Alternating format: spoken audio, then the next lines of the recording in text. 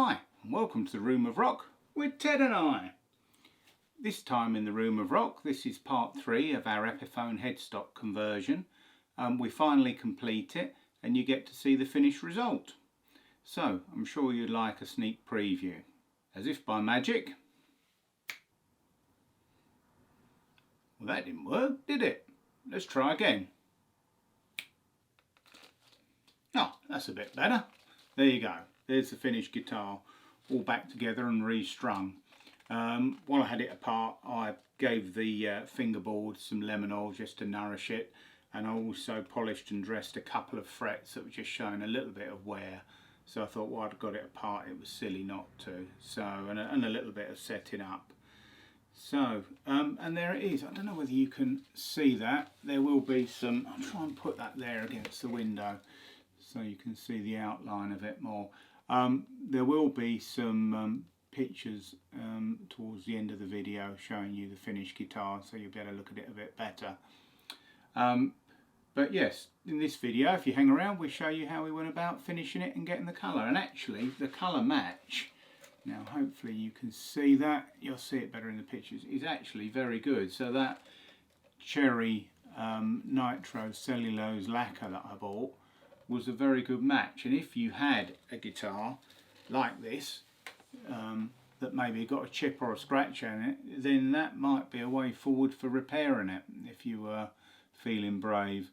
But there you go. But I have to say I'm pleased with the match, because you can see in areas, this is the old finish and this is the new finish here, so you can see there's very little difference in colour. So certainly good enough for what I wanted.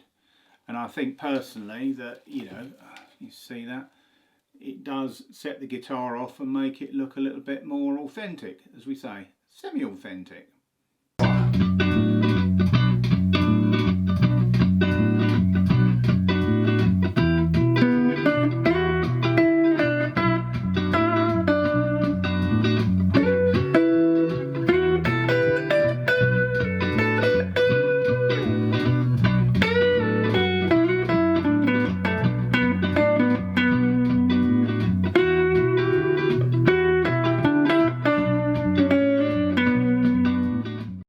Well, we're going to pick the story back up in the garden where there's a bit more light, a bit more space, and any mess we make doesn't matter so much. And there's certainly more ventilated when we were using spray cans for the finishing. So, if you like what we're doing here in the Room of Rock, please give us a thumbs up, or maybe even subscribe. It means a lot to us and it encourages us to make more videos. And we hope this has been interesting for you. We're in the finishing stage now, and there's a little update to where we are. The headstock's all shaped and sanded, as you'll remember.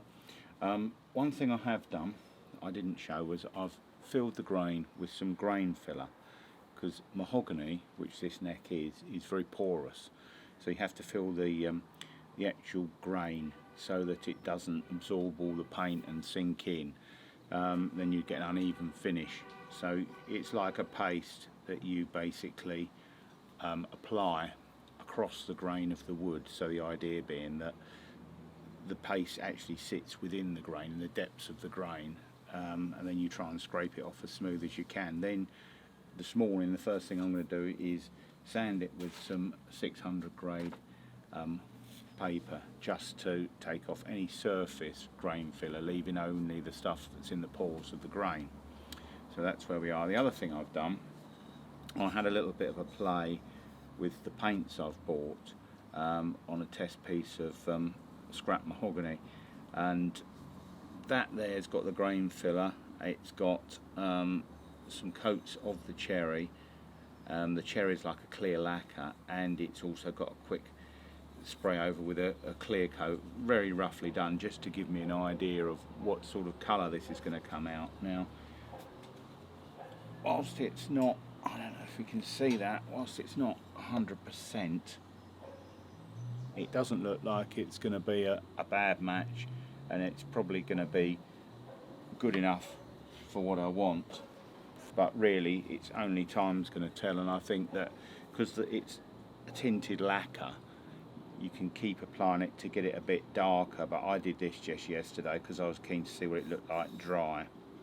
And I've also just sprayed the black just more, well obviously black is pretty well black, but it'll give me an idea of how the paint goes down and how many coats I'm going to want to put on there. So the first thing I'm going to do is just sand off the grain filler so it's only sitting in the pores of the grain.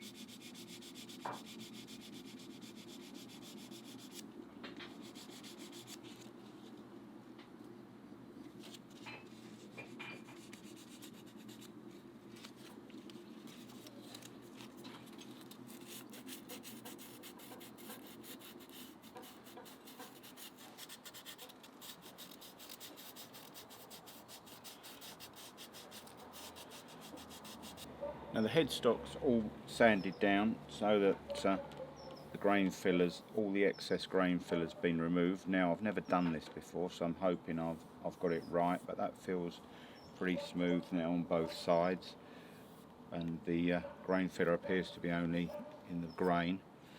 And what I'm going to do, how I'm going to go about refinishing this, I've thought long and hard about it. On the front, on the corners, I'm just going to blow these in as best I can just to feather them in without hitting the Epiphone logo. I will mask that. Then I'm going to lightly sand the whole face of the headstock once that's sprayed black with like a fine abrasive, maybe 600. Then re-lacquer the whole front of the headstock to try and make it smooth, because you've got a nice finish point here to mask up to. The sides obviously are going to be the cherry. And the back, what I'm going to do, I think I'm going to obviously feather in the corners again, but then I'm going to only re-lacquer. So I'm going to scuff up across here somewhere and start the re-lacquer here, because there's no real definite start and stop point here. The lacquer here is fine once the tuners are on, and it would mean that when the tuners are on and the edges of the tuners go out, it gives it a break point, so it would kind of minimise where you're seeing it. What I've really got to be careful of is scuffing this without losing the serial number, which is something I want to try and retain, so I've got to be very gentle. I'm hoping that the serial number is actually under the lacquer, and the lacquer's reasonably thick, so it'll take a very light sand.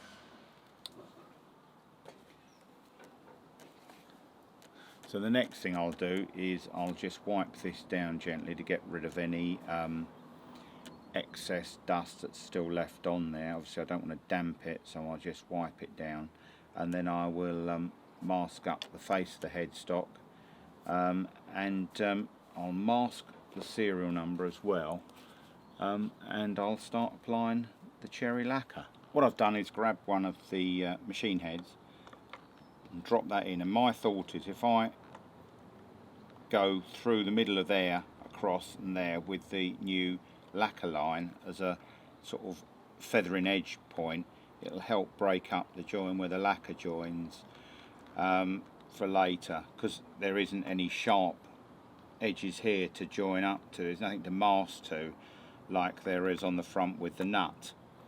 So now I'm just going to mark that across so that it gives me a point that I can just gently scuff this up. I mean, you can see these marks here, they're just lightly scuffed from sanding the edges of the guitar that I've added, and when if you wet those, they'll disappear with new lacquer on them, so they won't be visible. You've got to scuff the old lacquer anyway to key, so that the new lacquer will have something to adhere to. If you sprayed straight over the top of gloss, it just wouldn't, it'll chip, however dry it is.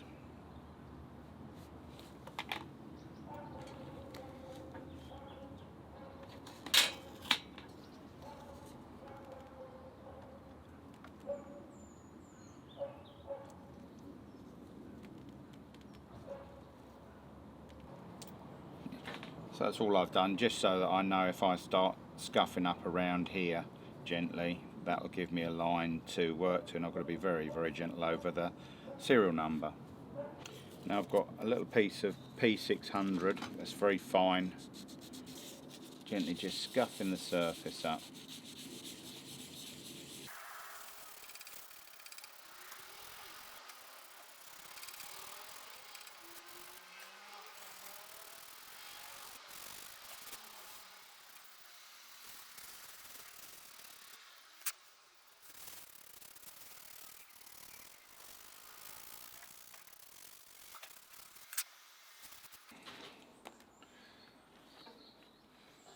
Now you can see I've scuffed it up, but retained the serial number still under the light scuffing. Now with all the sanding done, I'm just going to go around and wipe off any of the excess dust so that it doesn't get in any of the paints.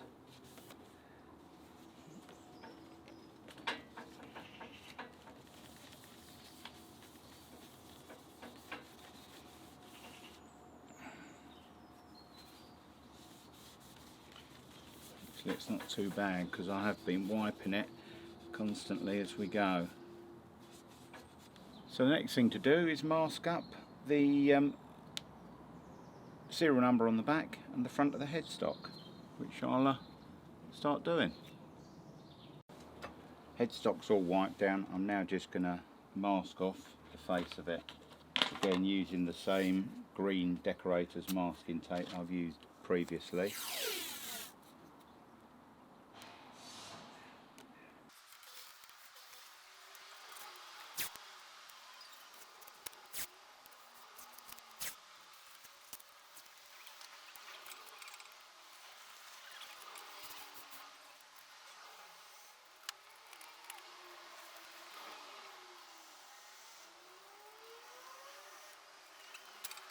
So I've masked up the headstock, and what I've tried to do is roll the tape over a little bit on the back of the masking of the serial number so you don't get a hard edge. I mean, the aim is not actually to get anywhere near that, but to be feathering off up here.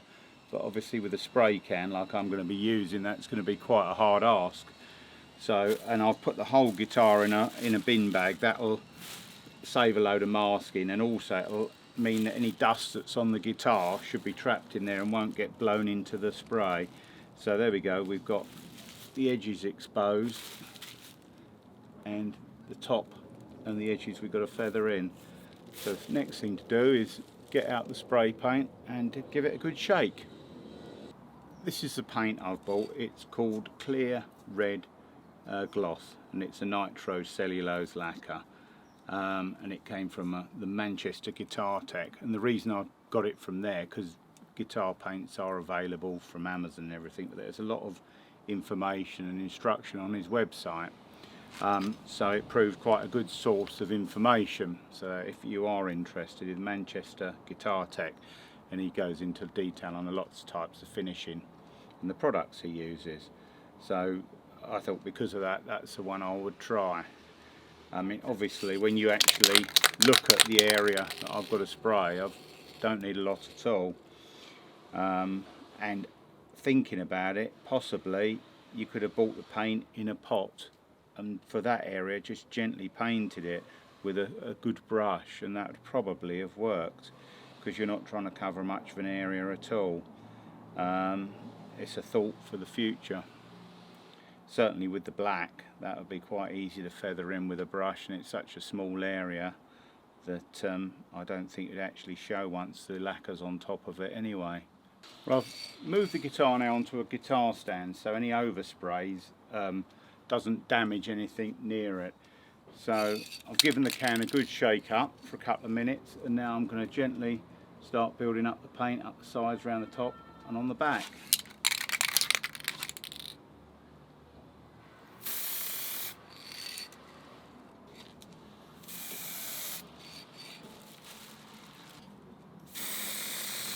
What you do when you're spraying is you start the spray before you actually contact the point. So for example, if you press the trigger up here so that you've got then an even spray pattern starting.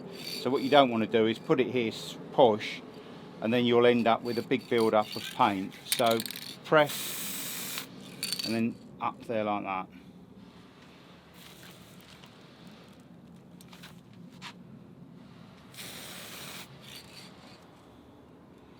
Lick back the other way.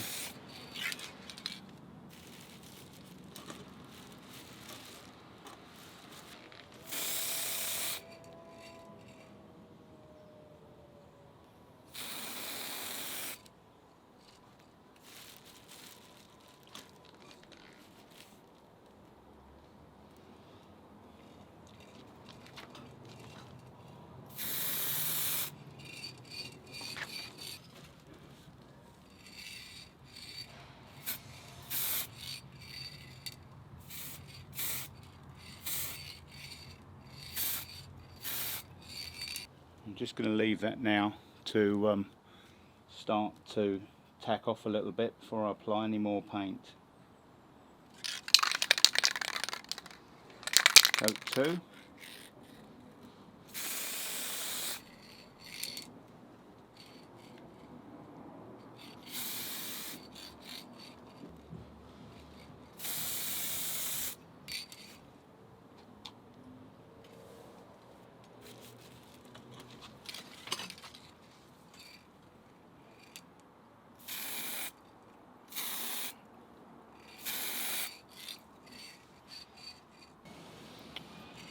Right, those coats have had a few minutes to flash off, and now I'll put a bit more on.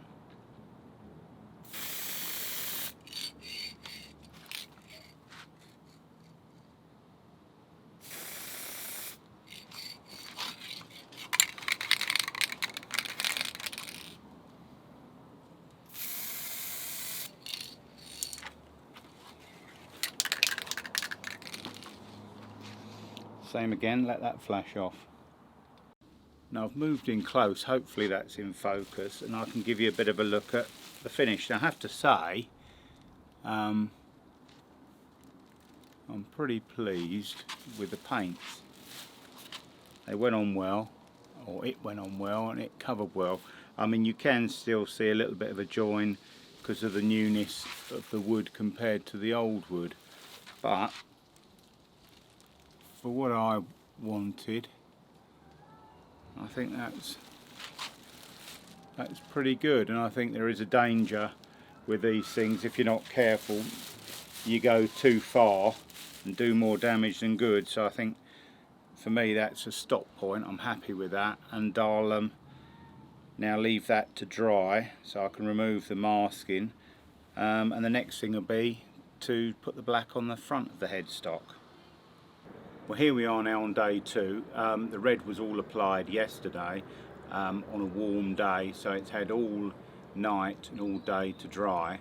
So I've now masked up the red around the top, around the sides, and on the back, so there's no overspray onto that. And then I've masked the front, so there's only the ears showing. Now what I've done, I've rolled the edge of the masking tape back, so it isn't a hard line, the idea being that it might soften the edge on the spray, so rather than a hard masked line, you get a softer fan edge that will blend in under the clear without being too visible. I pondered long and hard about this. I was going to paint it on by hand, maybe spray some of the black from the aerosol into the lid and then just paint it with a brush, but I was worried that it seems to, when I tried that, want to set too quickly and you'll start getting brush marks in it. But maybe if I had bought a pot of the colour, with hindsight, maybe that would have been better, and then I could have just painted that in gently if it was nice and runny, for want of a better word. It might have flowed well and worked, but I'm worried that it'll start to dry a bit too quickly and you'll start getting brush marks on it. So I'm going to give the can a good shake up, and I'm going to try and blow in the corners. One thing I'll point out, what I've done where I've masked, I've come about 1/2 mil down the sides, because the black is actually like a laminate of some kind, or probably a plastic veneer on the front of the headstock. and obviously where I've added wood you don't have those little black edges, so I've tried to simulate that by just leaving a little bit of edge showing so that the black will migrate onto that. So I shall go and give the can a good shake up, and we'll be back to see how I get on with spraying it. The can's had a good shake up for a couple of minutes, so it should be well mixed, and now I'm going to do what I did yesterday where I start spraying out here and then stop up here rather than just aiming and shooting, which would just mean too much paint. So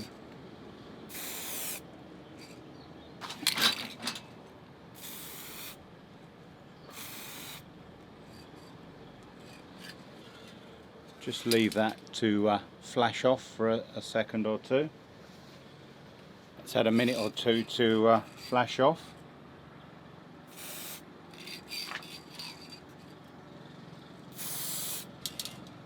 And as you can probably hear, someone's cutting their grass in the background. Give it another go. So I'm going to go up the sides and over the top to do the edges.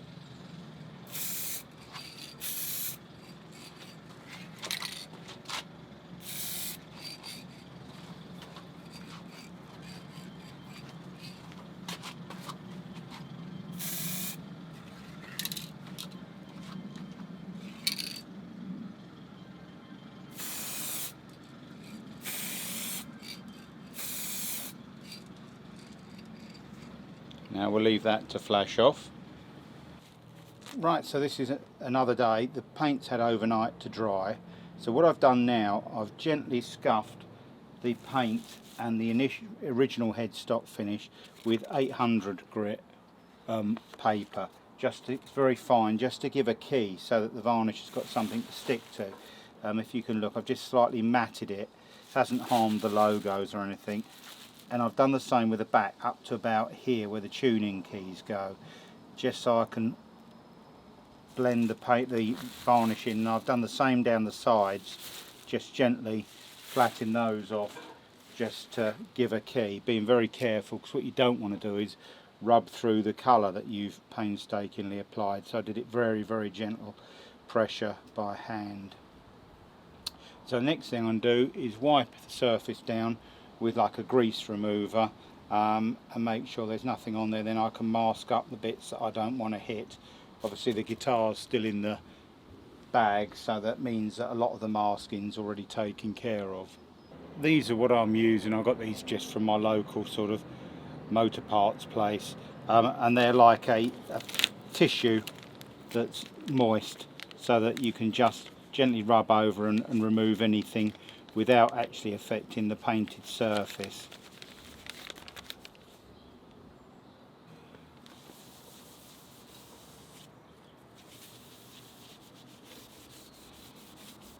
What I will do, I think, is put some tape in the truss rod cavity, because the last thing I want to do is fill that up with paint and make it hard to actually adjust the truss rod should that be needed. See, there's a little bit of dust come off there, as you can see.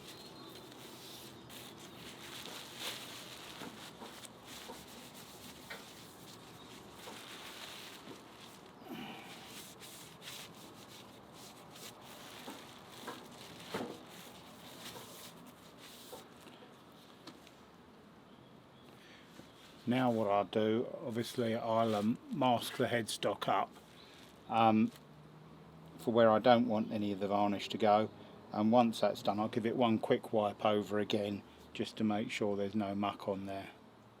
As you can see now, I've masked up the headstock, I've masked up the truss rod adjustment hole so no muck gets in there. I've masked up, hopefully you can see that, the back of the neck, just leaving that, and I've left the sides and the top exposed to take the clear lacquer. The lacquer I'm going to use is this one. I don't know if you can see that.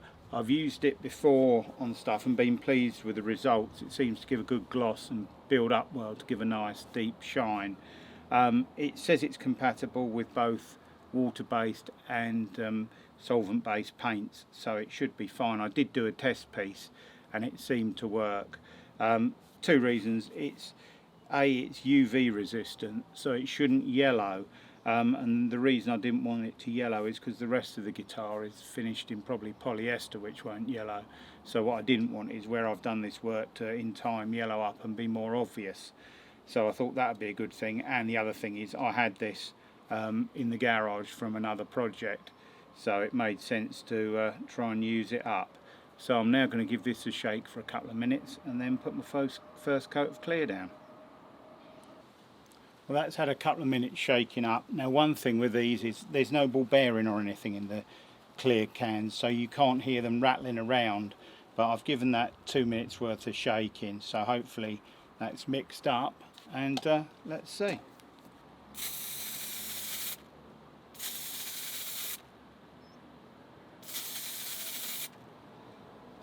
I'll leave that just to flashing off a little bit.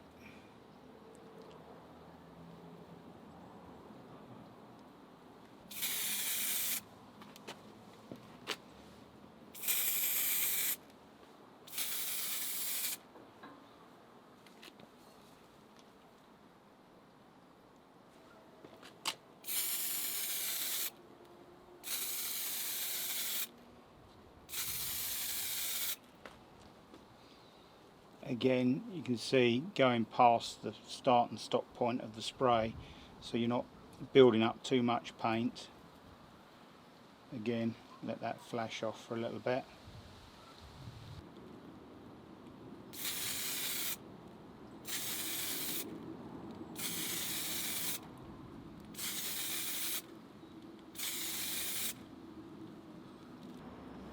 Well, to sum up, I'm pleased enough with the results I got on the SG. I'm not saying it's perfect and invisible by any means, but it's certainly good enough for what I wanted.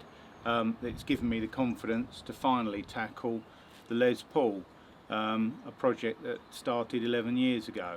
So I've cut and added the additional wood, and the process is going to be exactly the same.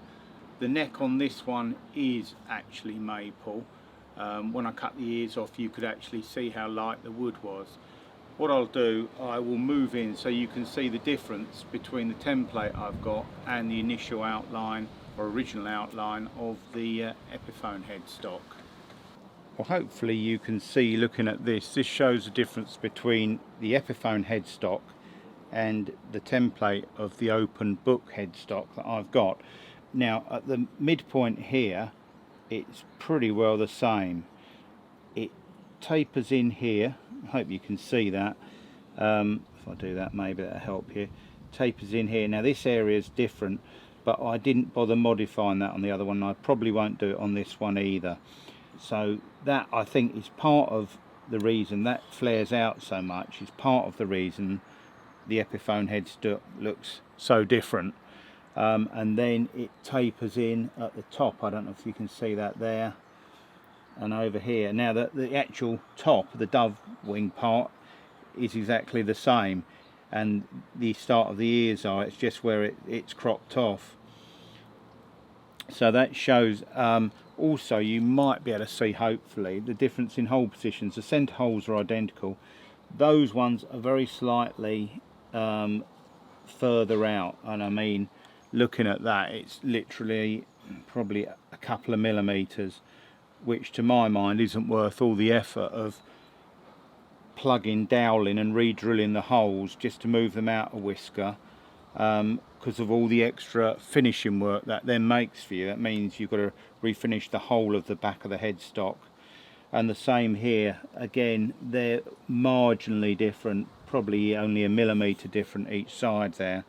So to my mind, it wasn't worth the effort and the risk of making a lot more work for yourself that becomes visible later on. So hopefully that's given you a bit of a guide. And whilst I've got this template that Kevin machined up for me, or made using his 3D printer, you could easily print one off from the internet, cut it out carefully with scissors and just glue it onto the front of the headstock with some kind of like spray mount, or some kind of, even tape it on there, and then cut to the line of it and then file to or sand to the line of it, and then remove it once you're happy with the shape. So you don't necessarily need one of these to do it. It's just the way I ended up going because of Kevin's help. But as I say, I'm pleased with the result I got on this one, enough to push me on to have a go at the Les Paul, which had been 11 years in the making. So I hope you've enjoyed the videos. I hope they haven't been too long. I just thought I'd show you the pieces of headstock that have been cut off, and you can see how pretty neat and thin they are. So you can see that the wood is actually, on this particular model, maple, because it matches the maple that I bought. This model, if you're interested, is a Epiphone Ultra 1. So this is the first model, so this is pre-nanomag or any of the other wizardry. So this is standard Les Paul wiring. And I was just suspicious looking at it, looking at the grain through the lacquer on the back of the neck. This is actually a maple neck. So googling the spec on this, it proved to be the case. This actual model, for some reason, has a maple neck rather than the traditional mahogany that's used on most of the other Epiphone Les Pauls. So it's just something to bear in mind if you are thinking of doing this. Just don't assume that your model is exactly the same as all the others. Luckily, I just having a clear, if it wasn't a clear lacquer, it wouldn't have been a problem. If it was painted black or something, it'd have been easy. You could have put pretty well any wood there. I think you're best to match it anyway, because then if there's any expansion and contraction due to movement of temperature in the room as the guitar's being used, then in theory the original wood and the additional wood should expand and contract at the same rate. So it shouldn't mean that anything's likely to crack or the finish is likely to checker or something with age. So yeah, normally if you've got a Les Paul standard, I believe they are a mahogany neck as Gibson used, but sometimes Gibson use maple necks on their Les Pauls, so I don't know why it's done. It would make for a stronger neck actually, in essence, because maple is a more resilient wood than mahogany, hence you get far less headstock breaks on Fender guitars than you do on Gibson guitars. But there you go, you can see that the wood matches, and you can actually get an idea of how neat the cut from the pull saw is. Look, there's no finish damage on any edge. So, and interestingly, I think it's very slight, but I think there's a slight difference in shade. So obviously it had a little bit more lacquer applied to that part of the headstock than it did that, just very slightly. Well, I hope that proved interesting for you. And that concludes our headstock conversion on our Epiphone SG. It spurred me on the results I've got on this one to have a go at the Les Paul now that I bought 11 years ago. That's currently had the wood added, and it was a maple neck when I actually started to sand that, and added the wood. We've reshaped the headstock so it's the right shape now, and I've sprayed the front horns black, and it just needs a coat of clear lacquer on the front, which I'm hoping I might get done today if the weather picks up. We'll see, because on that one all the sides of the headstock and the back are in a satin lacquer, so that'd only be glossed on the front, so that would complete the front of the headstock then. So it's just a matter of matching up the back and the sides as best I can. So what I might do is finish off with one or two still shots of the guitar so you can see how it looks. And we hope you enjoy that, and we'll see you again soon in the Room of Rock with Ted and I.